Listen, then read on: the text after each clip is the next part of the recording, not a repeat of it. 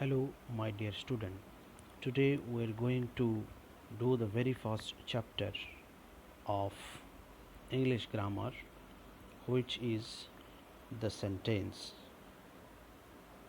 তোমরা দেখতে পাচ্ছ স্ক্রিনে a sentence. This is the first chapter of your English grammar. So now আমরা এখন সেন্টেন্স আলোচনা করতে গিয়ে প্রথমে আমরা বুঝব the word শব্দ কি.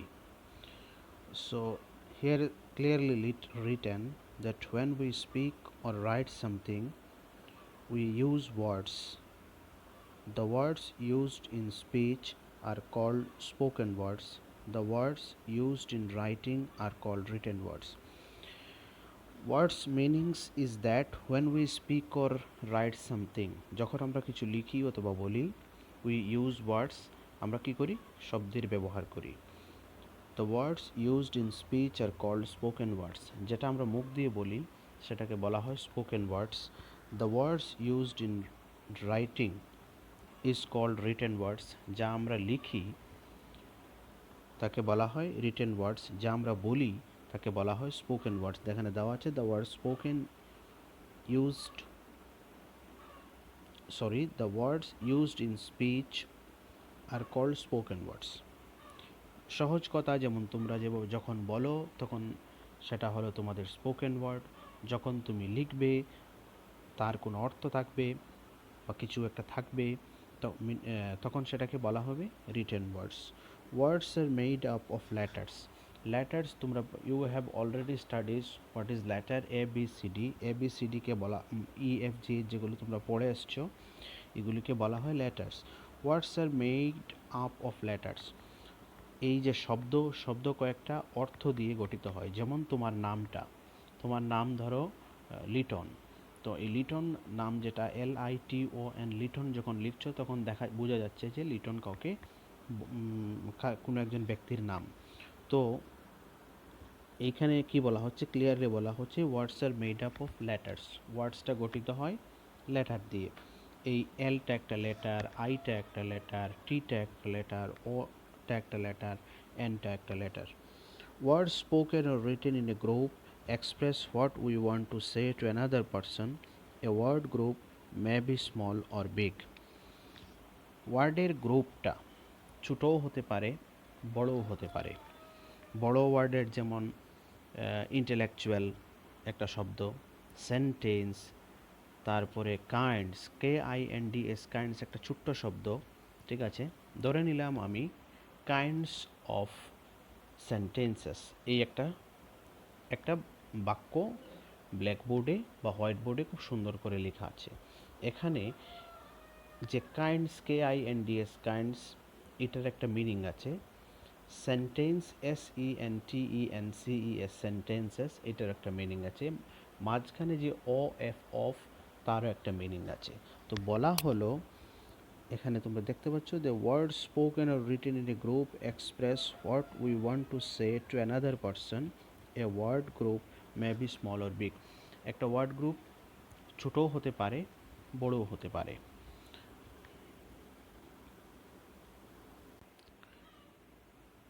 এবং সবসময় একটা কথা মনে রাখবে যে শব্দ কিন্তু যার অর্থ থাকবে তাই শব্দ হবে. শব্দ হতে হলে তার অর্থ হওয়া চাই.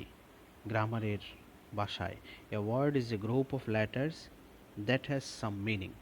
এখানে স্পষ্ট করে দেওয়া আছে এই a word is a group of some letters that has some meaning, এইখানে দেওয়া আছে. এইবার তার পরবর্তীতে যে দেখো তোমরা স্ক্রিনে দেখতে পাচ্ছ ফ্রেজের কথা বলা হচ্ছে, ফ্রেজ. এবার আমরা আলোচনা করব ফ্রেজ কি এই বিষয়ে. তো ফ্রেজ হলো a phrase is a group of words that makes a sense but does not make a complete sense, and it does contain a finite verb. It is used as a single part of speech. এখানে আরও একটু সুন্দর করে দেওয়া আছে, a group of words which makes sense but not complete sense is called a phrase. Suppose example আমি যদি বলি the sun rises in the east, Bangla হলো পূর্ব দিকে উঠে, ঠিক আছে, সূর্য পূর্ব দিকে উঠে। এখানে ইন দ্য ইস্ট যে শব্দটা, এই শব্দটা হলো ফ্রেজ, কারণ ইন দ্য ইস্ট শব্দটা শব্দের পূর্ণাঙ্গ অর্থ প্রকাশ করে না। এখানে তোমরা দেখো দেওয়া আছে, there are groups of words which make senses but their sense is not complete. They do not express a whole idea, as in the park, in the font, in the front of, on the table, under a shady tree, etc. এবার তোমরা লক্ষ্য করো যে in the park, in the front of, on the table, এই শব্দগুলোর মধ্যে বা শব্দগুচ্ছের মধ্যে কোথাও ফাইনাইট ভার্ব নেই। তাছাড়া এই ভার্বগুলি কেবল একটি সিঙ্গেল অর্থ প্রকাশের জন্যই ব্যবহৃত হয়েছে, কোথাও সম্পূর্ণ মনের ভাব বা কমপ্লিট সেন্স প্রকাশ করতে পারেনি। এ ধরনের গ্রুপ অফ ওয়ার্ডসকে ইংরেজিতে ফ্রেজ বলা হয় বা ফ্রেজ নামে পরিচিত। Now let's come to the topic, what is sentence?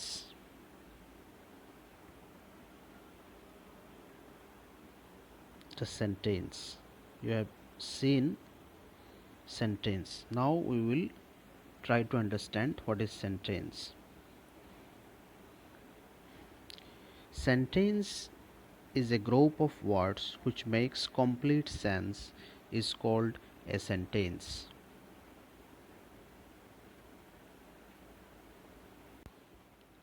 সেই কথাটাকে আরেকটু অন্যভাবে আমরা বলতে পারি, a sentence is a group of words that gives a complete sense and meaning. Sentence তার মানে সেন্টেন্স বা বাক্য হলো কতগুলি শব্দের সমষ্টি যারা মিলিতভাবে একটি মনের ভাব ও অর্থ সম্পূর্ণরূপে প্রকাশ করে। উদাহরণস্বরূপে আমরা বলতে পারি যে নাও এক্সামাইন দ্য ফলোইং, এখানে দেওয়া আছে দ্য গার্লস আর প্লেয়িং, প্রত্যেকটা শব্দ, মেয়েটি খেলিতেছে, তারপরে cows are sitting under a shady tree, the books are on the table, the children are playing in the park. এই যে প্রত্যেকটা শব্দ তোমরা দেখতে পাচ্ছ, প্রত্যেকটা শব্দ ওই প্রত্যেকটা বাক্য কয়েকটা শব্দ একত্রে মিলিত হয়ে যে বাক্যটা গঠিত হয়েছে, যে সেন্টেন্সটা গঠিত হয়েছে, তার একটা মিনিং আছে। দ্য গার্লস আর প্লেয়িং, মেয়েরা খেলিতেছে, তার একটা মিনিং আছে। তো যখন কয়েকটা অর্থপূর্ণ শব্দ মিলিত হয় একটা পূর্ণাঙ্গ সেন্স, কমপ্লিট সেন্স প্রকাশ করে বা মিনিং থাকে, তখন তাকে আমরা সেন্টেন্স বলি। Now we will talk about the clause. তোমরা স্ক্রিনে দেখতে পাচ্ছ, a clause is a sentence which is the part of a larger sentence. That means a clause is a group of words having a subject and a predicate of its own and forming a part of a large sentence. মানে close হলো কতগুলি শব্দের সমষ্টি যার নিজস্ব একটা subject এবং একটা প্রেডিকেট থাকে এবং যা একটি বড় বাক্যের অংশবিশেষ,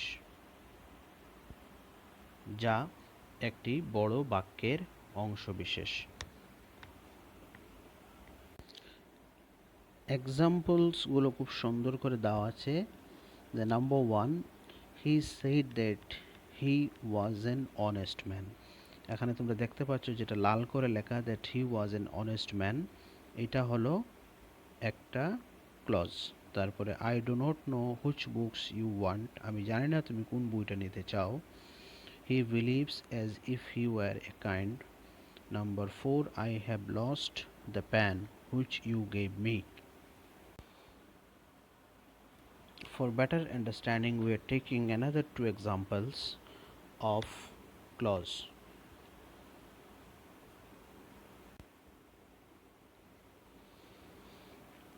Number 1, I don't know when he will come.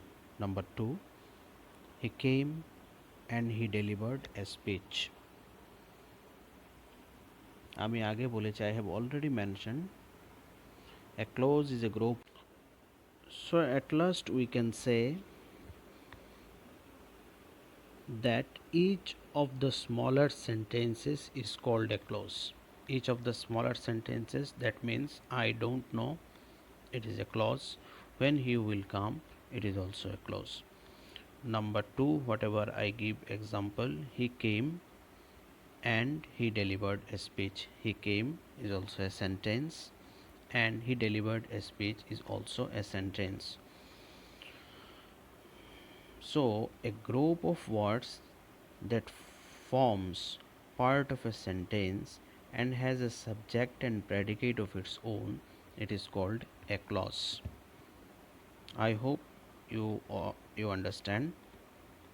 If you have any queries, then you can ask on comment box. I will explain it later.